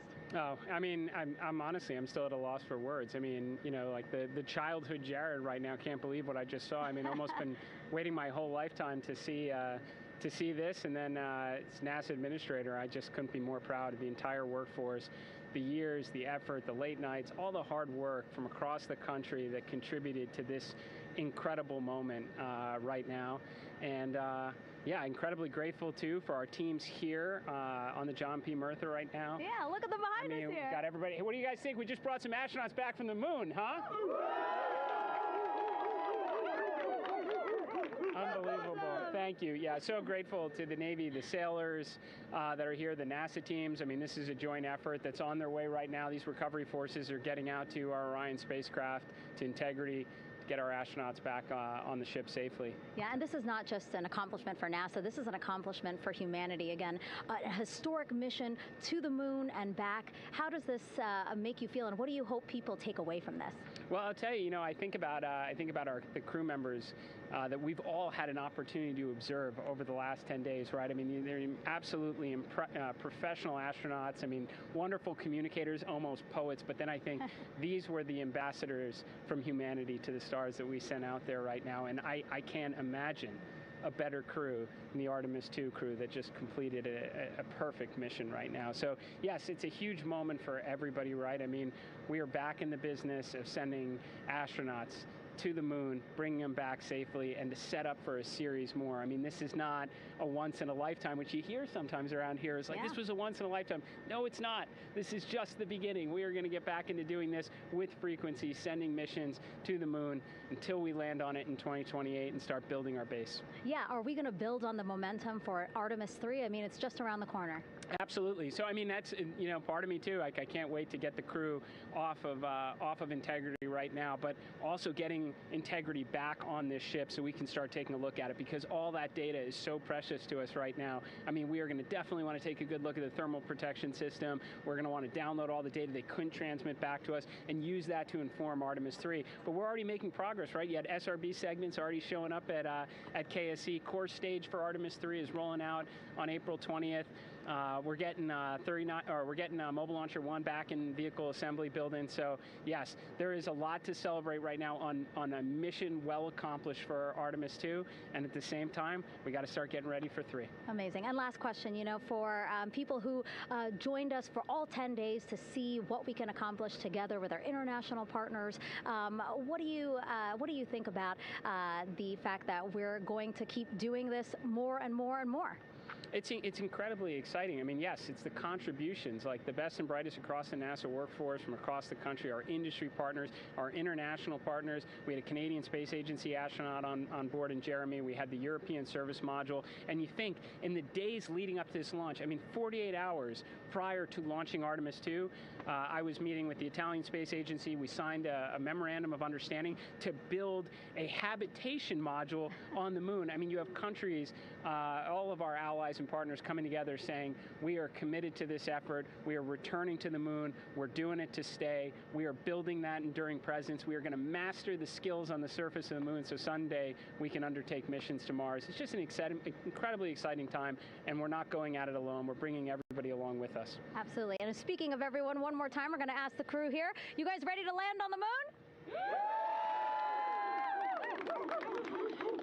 Awesome. I love that. Okay, well, thank you so much, Administrator. Appreciate you being here. We're, of course, going to stay on to watch the crew get extracted from Orion, so stay tuned, and we'll see you back here shortly.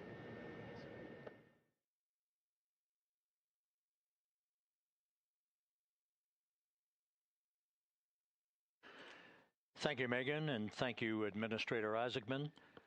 We are in the process of working to establish that communications link and to establish the procedures that will lead to the power down of the spacecraft, which is gently bobbing in the Pacific following a bullseye touchdown that occurred at 7:07 p.m. Central Time, 5:07 p.m. Pacific Time, 2.5 hours before sunset in the Pacific, southwest of San Diego. We have once again heard from the crew during that interview opportunity with the administrator, and we have 4 healthy crew members on board.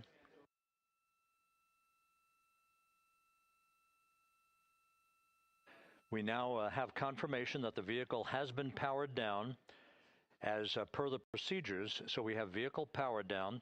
And the flight control team here in Houston, Flight Director Rick Henfling, has handed over mission authority to the Exploration Ground Systems team out in the Pacific. Now, we will physically not get off console with this team until the crew has been extracted into the front porch, that inflatable raft that will be erected along the side hatch of Integrity. So we're standing by for that in the next step in the recovery procedures. But everything is in great shape, and we have 4 healthy crew members on board the vehicle.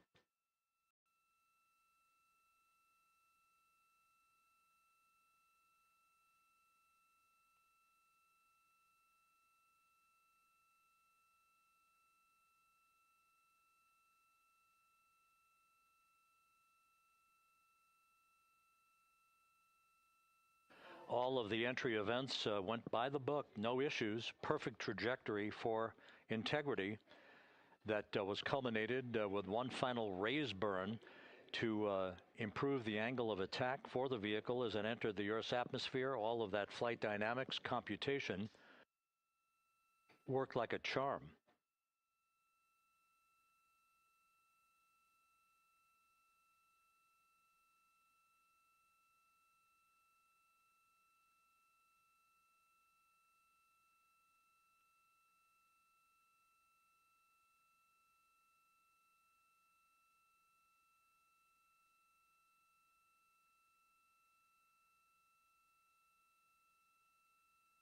So we are standing by for the recovery team to approach Integrity and begin the process of erecting that inflatable raft called the front porch, which will see the crew members be extracted from the hatch of Orion into that inflatable raft before they're hoisted aboard 2 Navy helicopters in a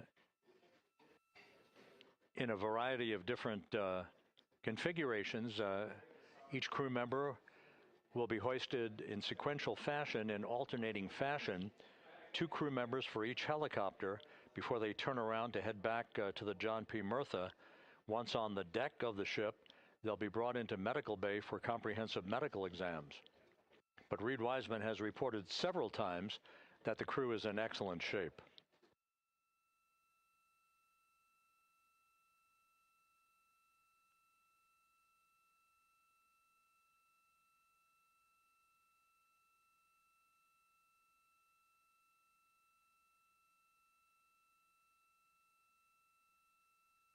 So just to recap, it has been some 26.5 minutes since the splashdown of Integrity in the Pacific. The vehicle is in excellent shape. It performed like a champ all the way down through the Earth's atmosphere. All of the vehicle functions were checked off in excellent trip hammer fashion. The parachutes all deployed as planned. Splashdown occurring at 7:07 p.m. Central Time, 5:07 p.m. Pacific Time.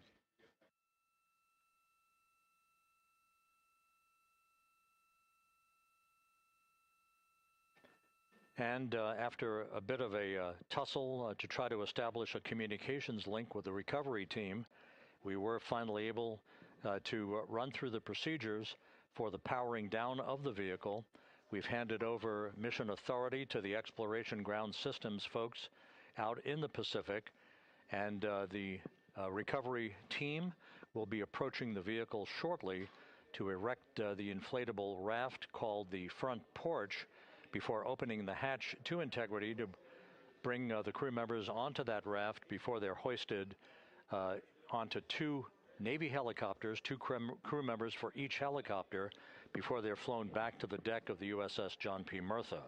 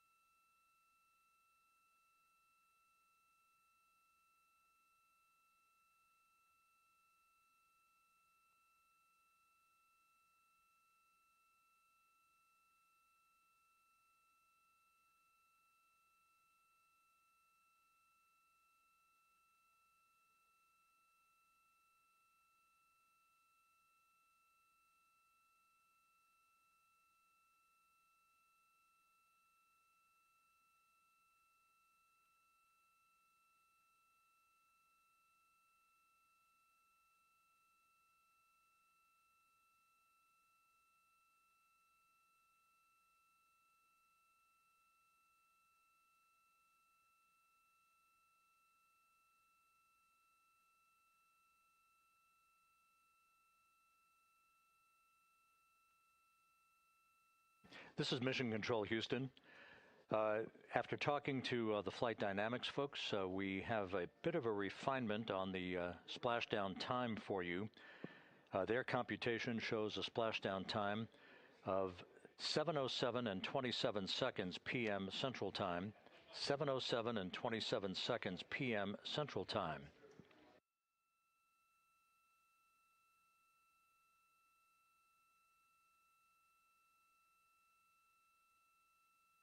That would equate to a mission elapsed time of 9 days, 1 hour, 32 minutes, and 15 seconds.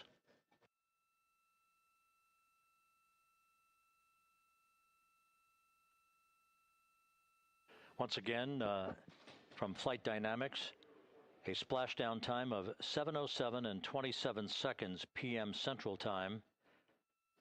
That would equate to a mission elapsed time of 9 days, 1 hour, 32 minutes, and 15 seconds.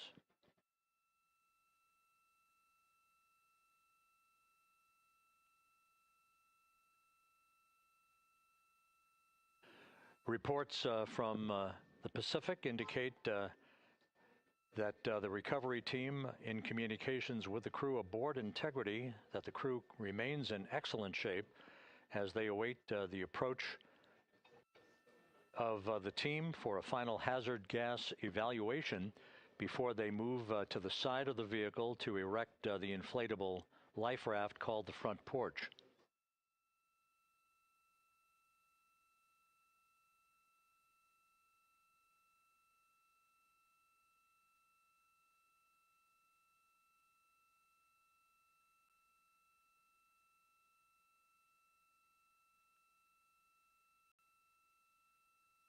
Again, no issues with Integrity. The vehicle is powered down.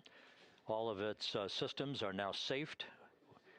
We have handed over mission authority to the Exploration Ground Systems folks in the Pacific, but we will not stand down and have the entry flight control team depart its positions until that inflatable raft, the front porch, is erected, the hatch open, and the crew having exited the vehicle. So that's the next step in the recovery process that will lead to the hoisting of the crew members. For 2 crew members for each helicopter, they'll be hoisted to a pair of Navy helicopters that will then fly a short distance back to the USS John P. Murtha. What you're looking at is one of the fast boats circling the vehicle to make a hazard assessment.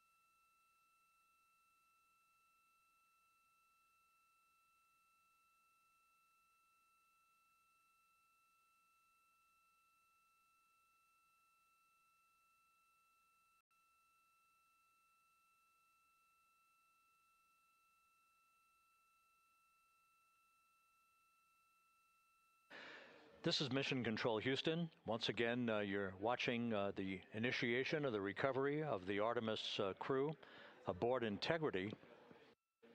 All of the Navy divers and the fast boats are now approaching the spacecraft after conducting a hazard assessment. The vehicle has been powered down. Entry Flight Director Rick Henfling now waiting for the life raft, the front porch, to be erected along the side of the vehicle so that the hatch can be opened and the crew members extracted from Integrity, soon to be hoisted one by one into a pair of Navy helicopters for a short flight back to the deck of the USS John P. Murtha. If you missed it earlier, we talked to Flight Dynamics and received a more official touchdown time or splashdown time, as it were, of 7:07 and 27 seconds p.m. Central Time, 5:07 and 27 seconds p.m. Pacific Time. That would equate to a mission elapsed time of 9 days, 1 hour, 32 minutes, and 15 seconds.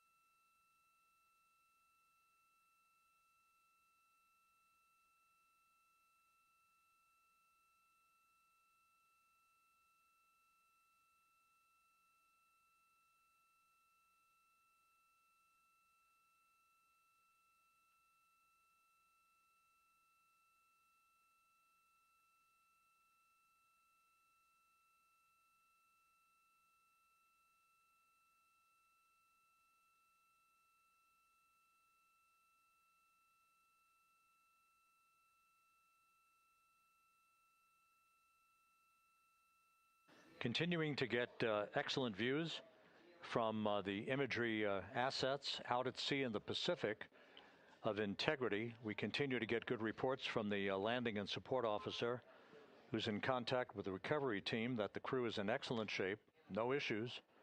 They're just currently biding their time, waiting for the front porch to be erected. We have no hazardous hazard gases and no hazardous situation with the vehicle. It performed perfectly all the way down from entry interface to its splashdown in the Pacific at 7:07 and 27 seconds p.m. Central Time. And as you can see, the first phalanx of recovery personnel now pulling up alongside of integrity.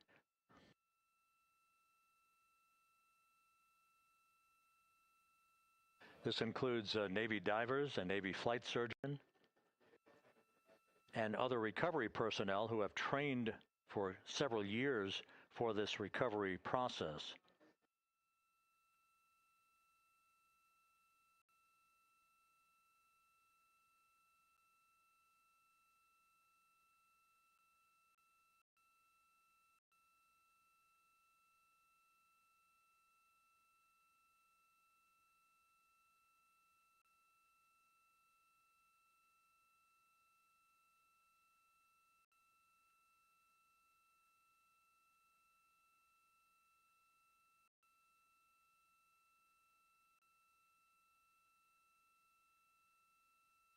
At this hour, some 41 minutes following splashdown, The vehicle has been powered down. There's no hazardous gas emanating from the vehicle. That's why the first team of recovery personnel has been able to pull alongside Integrity.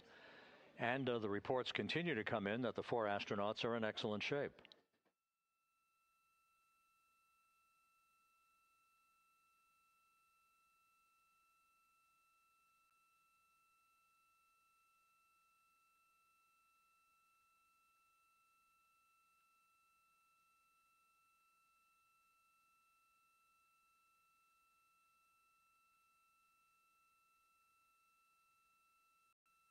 Yes.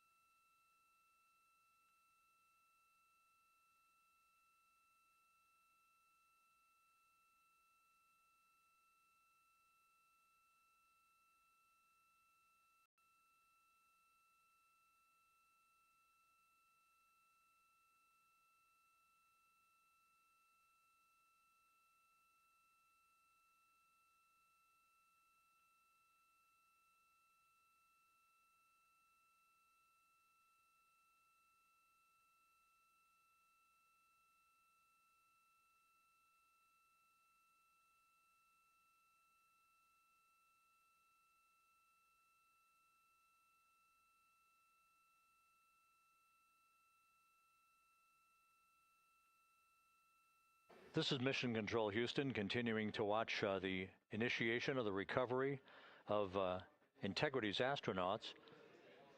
One by one, they'll be brought out of the spacecraft onto a large inflatable raft just a short time from now. In the meantime, we can go back to the USS John P. Murtha, where my colleague Megan Cruz is standing by to provide her situation report. Megan, can you hear us?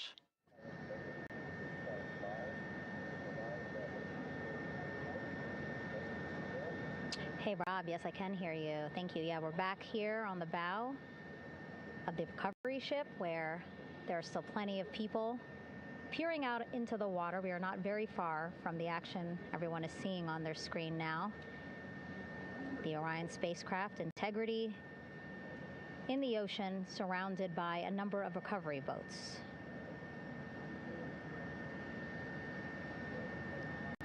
As Rob has been saying, in those recovery boats, NASA and Navy personnel specifically trained to get the astronauts out of Orion.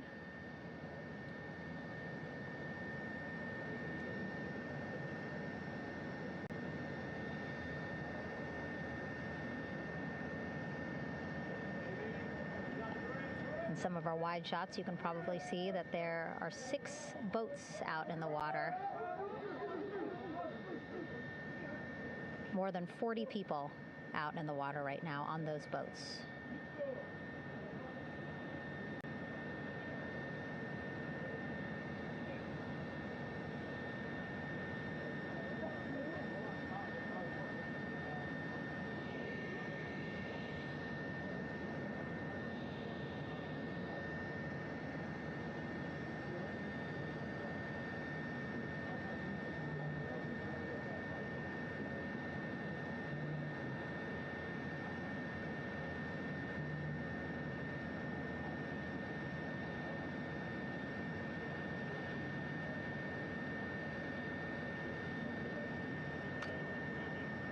First order of business is to set up the front porch and the stabilization collar. You might also hear it referred to as a stab collar. Basically just to make sure that Orion stays upright, doesn't sway in the water too much, again, to make it easier for recovery forces to get the astronauts out.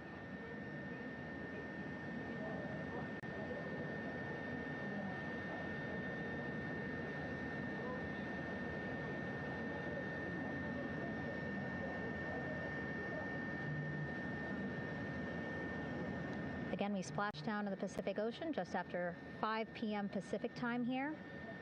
It's a requirement by NASA to be able to get the crew out of Orion within 2 hours of splashdown. So doing great on time so far. Plenty of time. No rush either. I was speaking to NASA flight surgeon Rick Schuring earlier in this broadcast, and he said to me, no rush to get the crew out. Just want to make sure that they're feeling good, and whenever they're ready to take their step out of Orion and onto that large raft, the front porch, folks will be ready.